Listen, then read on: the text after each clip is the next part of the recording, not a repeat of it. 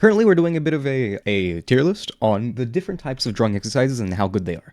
It goes from S down to E, because that's the template I could find, and basically anything above a B tier, you should be doing on a constant basis. C tier is something you can do on occasion. B tier and above, And E tier is, if you're doing this, you're wasting your time, or even worse, every time you do this exercise, you get worse at your art.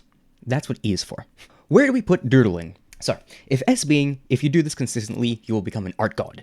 All the way down to E, that if you're doing this, you are actively getting worse at your art. Where would we put doodling? So, if you're just constantly doodling, that means it's not going to make you an art god, but if you do this consistently, it will definitely have a positive impact on your art. It's not going to be the fastest thing ever, but it works. So, in my humble opinion, as the art god amongst men, I put doodling in B tier. Doodling is really good. It can build your sense of design, it can build your sense of ideas, it can build your creativity, but at the same time, you're kind of spinning your wheels and you're not necessarily learning anything new. So what are the advantages of doodling? Doodling is very good because it requires very little mental effort. That means you can do it a lot, and you can do it very consistently. Drawing a lot and just getting mileage is very important for your art. More important than quite a few different things. However, what doodling needs to go from a B tier all the way up to possibly an S tier is if you're doodling from reference and with intent. Yeah. Basically, the returns on doodling are very little, but because it's so low cost and easy to do, I'm still putting it in B tier. Just because drawing more is always more. Alright, next up is tracing. Where would you guys put tracing on the tier list? S tier? Wait, before I forget, I really should have my chat on. OBS, please, work with me here. Okay, that's where you people go. So, Silver, you think that tracing is in a higher B or low A? Okay, Nurza, do you have any opinions on what Silver's ranking and Kiwa's ranking of S or in the high category here? Where would you put it, Nurza? What kind of tracing? Let's just say that you grab like a reference image online and then you just like from an artist that you really love and you just copy down their lines. How effective do you think that alone is, like as a drawing exercise? You'd say A? Alright, that's actually higher than I thought you would give it, Nurza. Can you explain why? Why do you put tracing so high? Because for reference, where I would put tracing is probably in C. It's less effective than doodling. There are some things that you can learn from it. So if you do it consistently, there are some returns, but it can be made way more efficient, probably in A or S tier with just a few tweaks. But just tracing from a reference image, I don't think is that good. Early on, if you're lacking dexterity, sure, but simply like improving your dexterity is part of like improving an art. Exactly. Tracing is very dangerous. That's why I'm honestly like really close to putting in D, not even C, just because how possibly dangerous it is for a newbie, right? Because it can become really enticing to just trace everything, and then you get worse.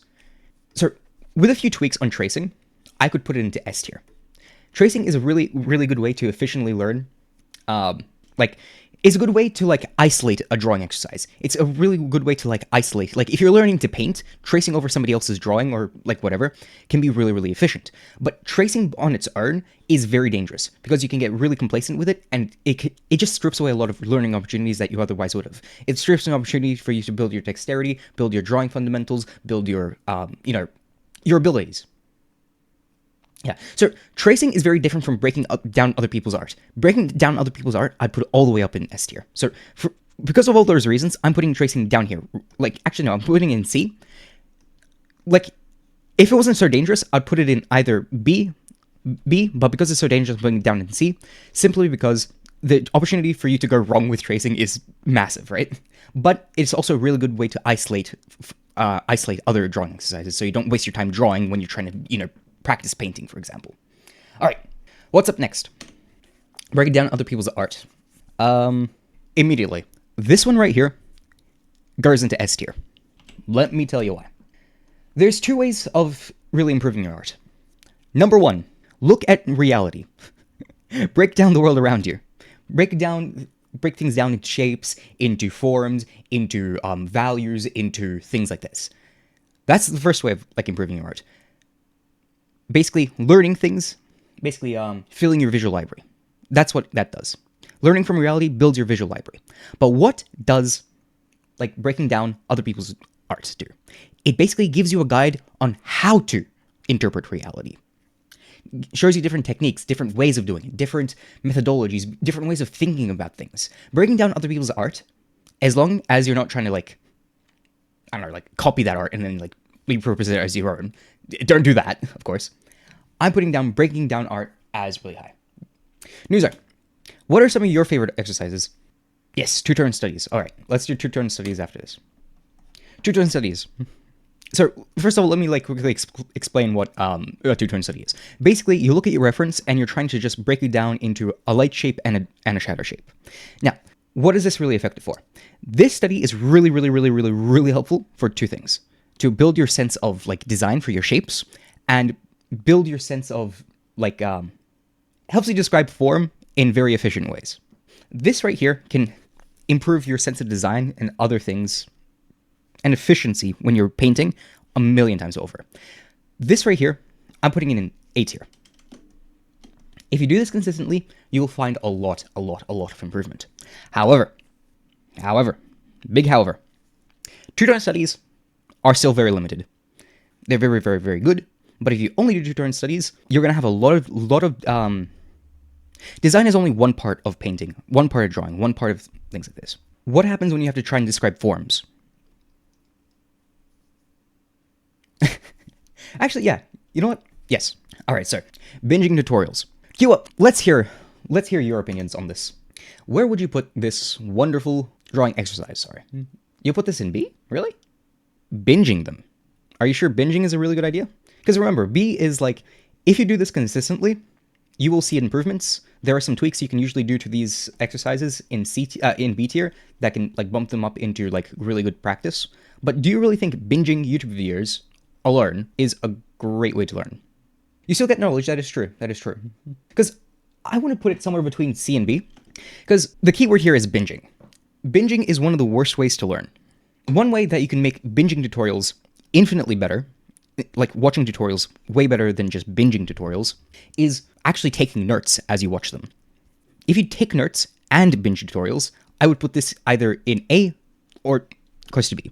And a way to make this even better is actually follow along on the don't binge the tutorials, but instead break them up into segments, like into like periods of time, and then practice the tutorials and write notes. That's how I'd make it into S. By binging the tutorials, but also taking notes, I'd put it like somewhere between B and C, but just binging tutorials and nothing else, I'd probably put in C.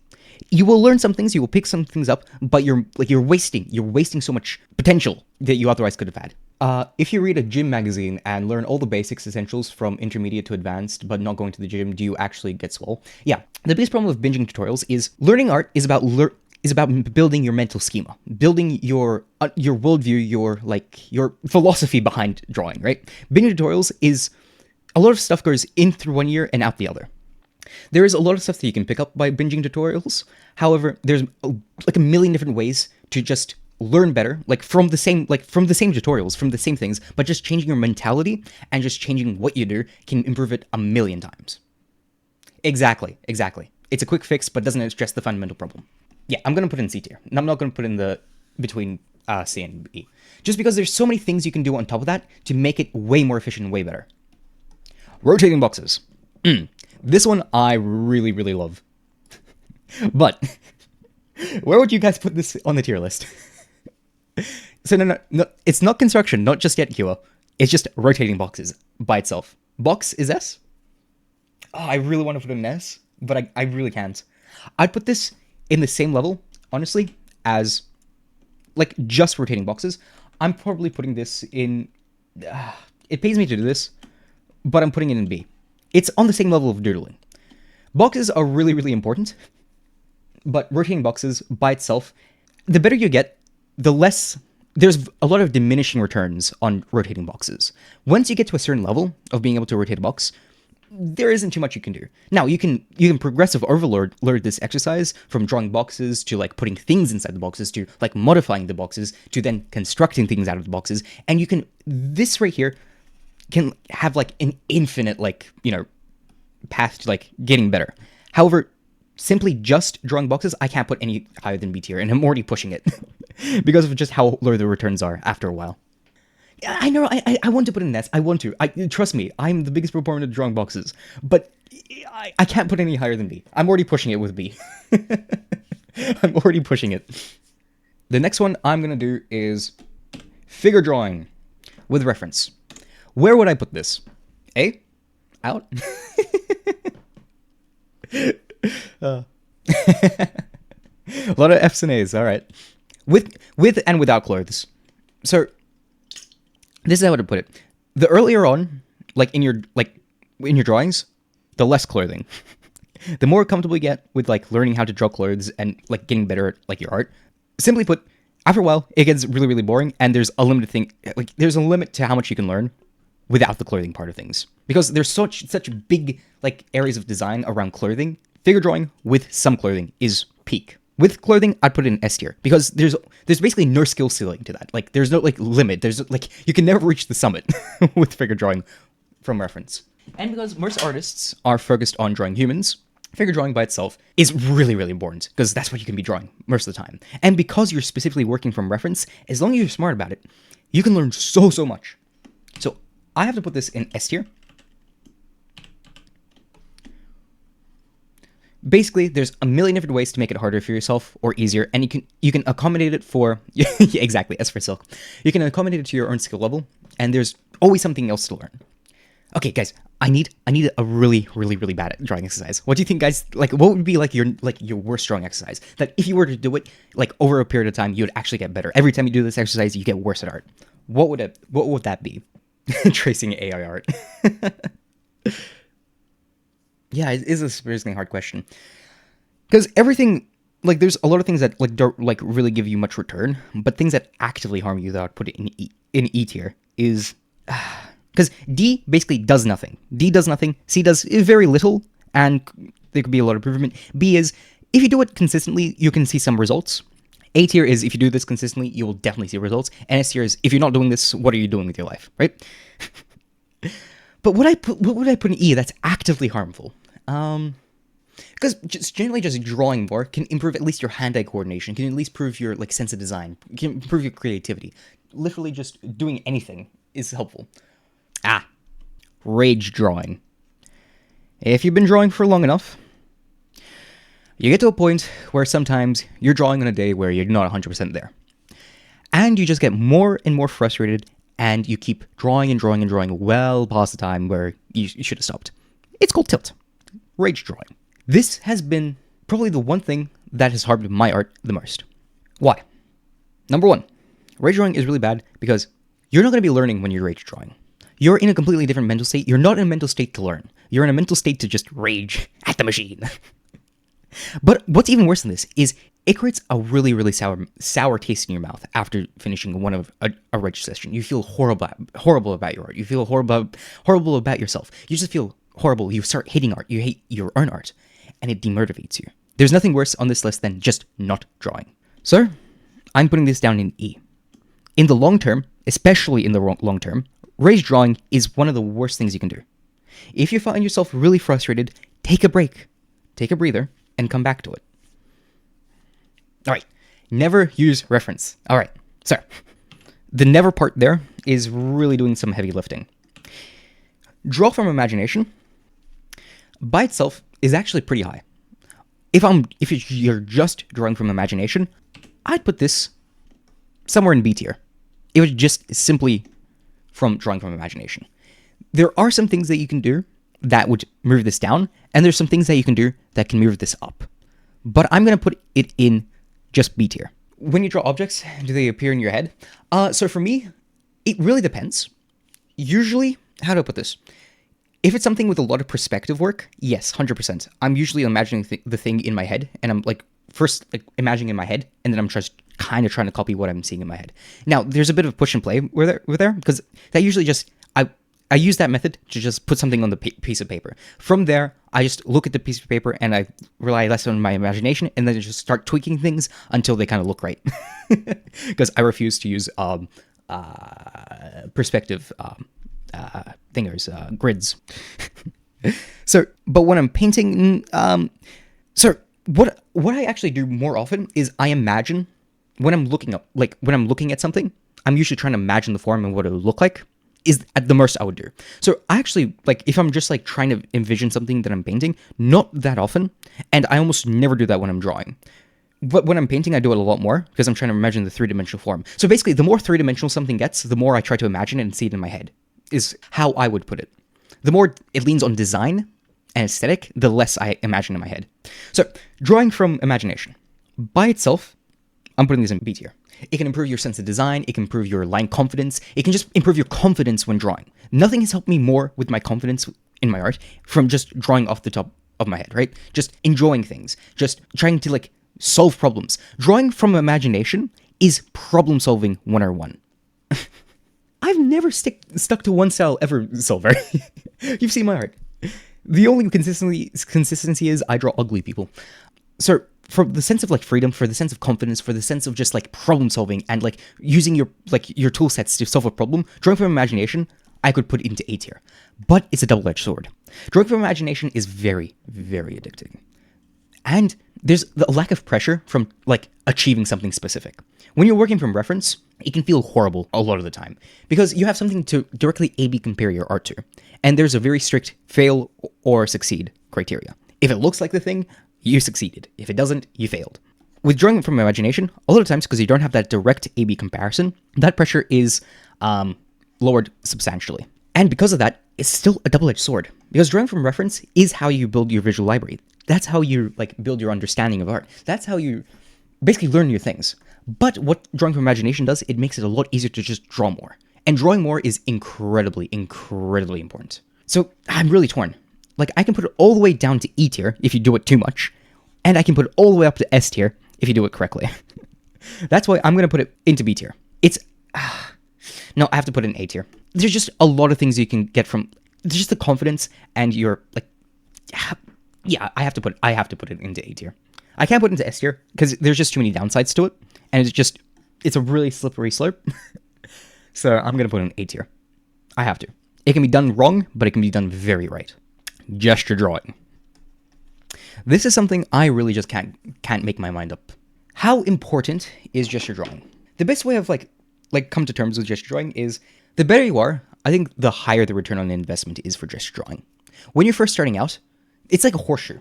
This is what I mean. Reward. At the start, the reward is pretty high, right? Because you're first starting to learn things and you're finally starting to get confidence to actually draw something, right? And it can actually look like it's doing something. And it's fairly easy to get started with gesture drawing. But as you go further along, the rewards diminish. But after a while, once you get better, especially with like three-dimensional forms and other things, you'll see a lot of improvement if you do more gesture. But it kind of plateaus. This would be kind of like how I would view like doing gesture drawing. It's something you should always be doing at least once in a while because it can really like help you like be a lot more expressive with your art. It can make things like look a lot more dynamic. It can like it's the feeling in your art. And at the start, it's really important. Like in this period right here, this is where I call the intermediate stage. This is here at the advanced, this is beginner. Beginner, intermediate, advanced. In this intermediate phase, you're just learning how to like construct things into three-dimensional forms, how to like paint stuff at first, and stuff like that. Yeah. Don't do gesture if you're not good at fundamentals. No. So gesture is something you should be doing almost always. I'm just saying this is the reward that you get from doing gesture. In this period here, you're not going to get a lot of rewards because you're just doing too many things. But there is still a reward. It's still useful. So I'm going to put this in A tier. It's really important, but it's nowhere near S tier. It's a nice to have. Yeah, it's definitely better than doodling. Doodling by itself, gesture drawing is better then. So yeah, that's where I'd put it. The place where like gesture really like starts like spreading its legs is when you finally have all your fundamentals down, and you're starting to like get in the phase where a lot of your poses, a lot of your drawings are really stiff, where you have really decent construction, you have decent ideas, decent design, but then all of a sudden your characters just kind of look dead. That's where this peak comes in. This is where the gesture comes in. That's when you see a lot of rewards from you to practice in doing gesture. But it's something you should be almost always doing, at least like on occasion. It's also a really, really, really, really effective like warm-up strategy. But the reason why I really can't put like gesture any higher is because of this slope down here. This slurp is very demoralizing, especially for an intermediate, because you're just not seeing a lot of returns on your gesture, especially if you're not putting a lot of effort into your gesture. And you can't really do it very often. Like, you can only do it like 5-10 minutes a gesture before you go fucking insane. So it goes in A tier. It's a nice add-on to your learning, and it's something you should be doing. It's like doing your dishes. That's how I'd put gesture. If you don't do your gesture, you're gonna suffer, but doing your dishes at the same time isn't gonna like change your life. That's how I'd put it. Master studies. Breaking down art is very similar to master studies. Where they differ. So, both of them are analyzing somebody else's art. Both of them break down like a master's art, one way or another. But where the master study separates from just breaking down other people's art is when you're doing a master study, you're trying to get behind like the mind state of the person, as well as physically what they're doing. You're trying to copy how they think and what they think. What breaking down is more just on the how. The master studies are about the how and the why. Master studies, after the beginner and even after the intermediate phase, become really, really important. The more advanced you get, the more return on investment you'd get from master studies. Once you've like mastered the fundamentals, once you're solid, once you're no longer like struggling, the better you get, the more bandwidth you have in your mind regarding this thing, the more important master studies get, because they can give you a different perspective on your art, on ways to approach problems, on ways to solve problems, on simply just problems that you've never even thought about, or even thought about even solving, because you just didn't know about them. Master studies, I can't put them at the top of S, because they're not really effective the less good you are, right? So they're basically the flip of, they're the inverse of like gesture drawings. Basically, they're not going to do all that much like this, but all of a sudden, once you get to the advanced stage, so beginner, intermediate, advanced, it basically is like this. The closer you are to the start, the less you're going to see a lot of rewards, because you're just looking at somebody's like amazing art. Like if I just showed you this drawing right here, and I told you to do a master study for you, Kua, and your silver, I don't think you guys would get all that much from it. You'd get definitely something, especially if you're just like focused on breaking down the anatomy of his characters, breaking down some of the like stuff behind it. But you're not going to get very much from like trying to analyze like how he was thinking, or what he was thinking, or the things that he was thinking about, right? You can start analyzing a bit about like the composition, a bit of like the gesture and stuff, but you're not going to get a lot from that. That's why I'm putting it on like below like breaking things down. But it's really important the better you get, to put yourself in the shoes of that artist. Can I? No, I'm also not good enough for most master studies. I'd call myself about an advanced intermediate. I'm still nowhere near an advanced artist. I've just thought about art more than most advanced artists. Okay, this is the next one. So, line practice. Basically improving your line quality. Where do you guys think this should go? Just practicing your line. From hatching to cross hatching to like my favorite one where you like draw an X's and then you just try and connect them the best you can. So you put this in C or B. Explain, Silver. Explain your thinking. You can just keep erasing and drawing again. But I really like your philosophy there, Kilo, of just like, I don't need to improve my lines. I can just like draw them again. Okay, so this is what I'm going to say. As a person, as an artist who admittedly has, in terms of like their entire skill set, my line quality is some of my worst qualities as an artist. So I really shouldn't be talking. I should be doing more line practice. Line practice, the way that we think about it, is just like doing a bunch of like different line exercises where like this, or you like try to connect different X's. Stuff like this can be extremely helpful, especially for warming up, especially if you do it like at the beginning of a session. But one way to improve like line practice way more is when you're doing line art in your art, focus on the fundamentals. Like in your line art, try have nice flowing lines that have a good gradation of line thickness that makes sense. Basically, when you're just drawing, just be really, really mindful of the types of lines you make. Try to avoid chicken scratches, because this is one thing that I know you Silver in particular, like struggle with a lot, is the chicken scratches. The things that I struggle with the most are basically my dexterity, literally like how well can I hit like the different like marks, like how well can I place the line where I want it to be, as well as the next thing that I really suffer with is my control over pressure. I have very little control over how hard I press. In fact, a lot of the time, I'd rather just turn off pen pressure. Yes, avoid chicken scratching.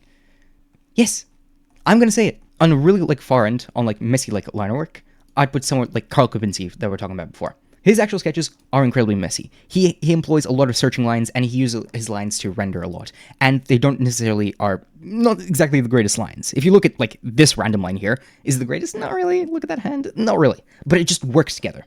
But notice what he's not doing. He's still not chicken scratching. You should always aim to like use the least amount of the simplest line possible to do the task. So I'm putting line practice in B. It's on the same level of doodling. It's a really good warm-up, but there's a lot of diminishing returns. It's more important when you're doing your line art, when you're doing your line, like actual drawing, that you are just more cognizant of the types of lines you're doing, and you take it on a case-by-case scenario. Individual line practice is really boring and doesn't have the best like application from like practice to like function, right? There's just a bit of a disconnect between you just drawing crappy lines like randomly and then you having to actually like draw those lines again like on an actual piece of art. There's just a bit of a disconnect, and you can't really do line practice for that long without like actually going insane. So it's really important, especially for you, Silver. I think you would benefit a lot from just like drawing like line practice. But for the average artist, I don't think line practice on its own is nearly as good as other things on this list. It's important, but you can get like 90% of the results or 80% of the results by just being more mindful of the lines that you draw when you're actually drawing. Let's try and figure out something we can put in D. What's a useless piece of exercise? It won't... D for diminishing. Yes, exactly, Kua. I'm sorry, Silver. Look. Hey, Barry, be nice. But yes, bullying kids is my hobby. Chicken scratching is something you just go through. Like, as you get more confident with you, like using a pencil, as you get better with your drawing, you're inevitably going to be chicken scratching less and less. Barry, I know you've done practice that has not made you any better at art. Share with the group. Go on, Barry. I know you want to. You can do it, Barry.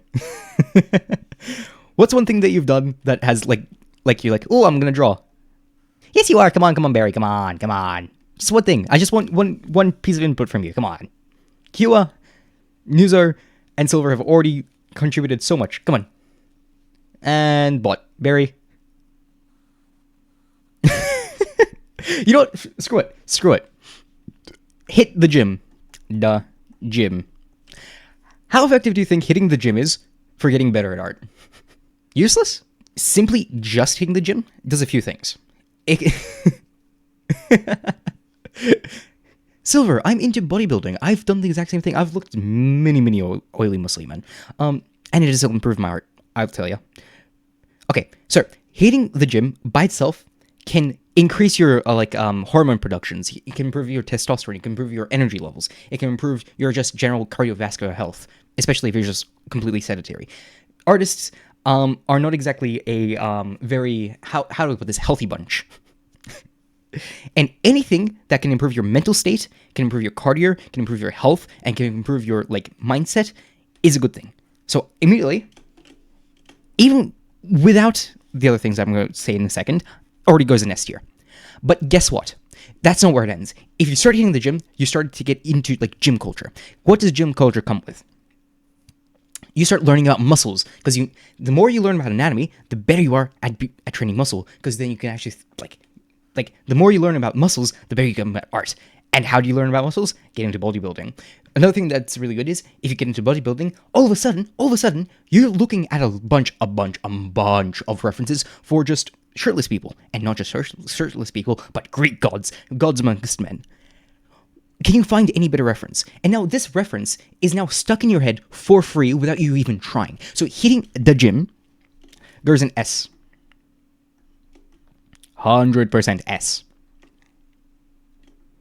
There's nothing you can do, aside from these three other things, that are better for your art than hitting the gym. You don't have to be good. You just have to go. Literally, going out for a walk can improve your art immensely, because it can prevent rage drawing. Anything that prevents rage drawing, immediately gets bumped up. Let's start wrapping this up, because I'm kind of running out of exercises, to be honest. Construction. Constructive drawing. This ranges from perspective to like breaking things down into shapes and objects. Constructive drawing. This immediately goes into S because you learn how to do okay, this list is getting really top heavy. This tier list is getting really top heavy. So basically, you learn how to about perspective. You learn about how to construct things into three-dimensional objects. Then if you just learn how to shade these three-dimensional objects, all of a sudden you can basically draw anything. As long as you have constructive drawing, and you work from reference from time to time, in theory, and you just learn how to shade them, you can draw 90% of things immediately. This opens up an entire world of drawing, constructive drawing. So it immediately goes in S. The more you practice constructive drawing, pretty much you always get better. There's basically never diminishing returns on the thing. Okay, but seriously, we need something in D. Something that's just useless. It's not necessarily harmful, but it's just useless. Simply not drawing. I'd put this in D. Alright, so not drawing, after a while, yeah, you can get worse, but, I need something to put in D, alright? If you just completely stop drawing, you do get worse. But this also comes with a bit of a caveat. I've actually found periods of time of consistency is key.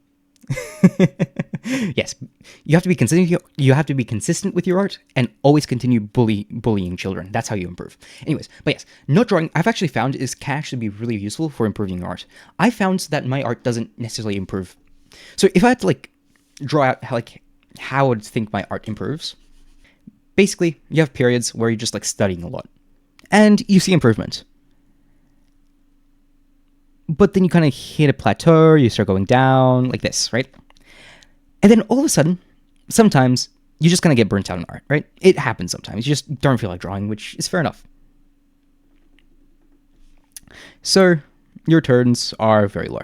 But one thing I found really often is after take a break, I actually return back stronger and better. It's something this is the learning period, where you're doing a lot of drawing and a lot of learning. But it takes time for your brain to catch up with everything.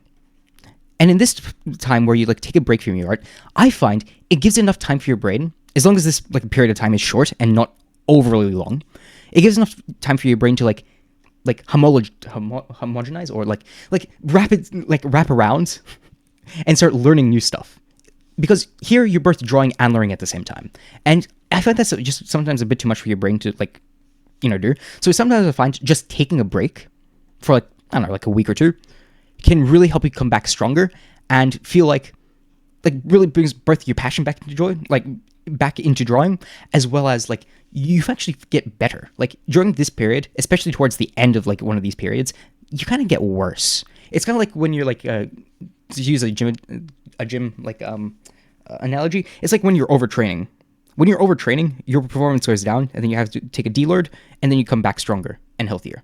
You both get stronger, and the returns that you make later on become better.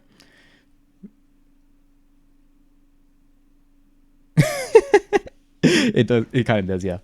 Oh, my resting heart rate is still 80. I do way more cardio than the average person, yet my heart rate is so much higher. My blood pressure is high. I blame the drawing. I blame drawing and you people. You people raise my heart rate and my blood pressure. All right. And that's it. So, what's the thing that we learned from this tier list today? I'd argue what we learned today in this tier list is really simple. Just pick something. Draw consistently. Now, it also really helps if you're put a bit of thought behind it, and there's definitely different exercises that you can do. Crazy knee. There's definitely things that you can do to make your practice more efficient, and there's definitely things that you can do that can definitely not provide you a lot of rewards. But generally, as long as you're always drawing and you're always trying to push what you know, and you're going to it with a growth mindset, you're trying to learn, you're trying to improve while you're drawing, you're going to get better.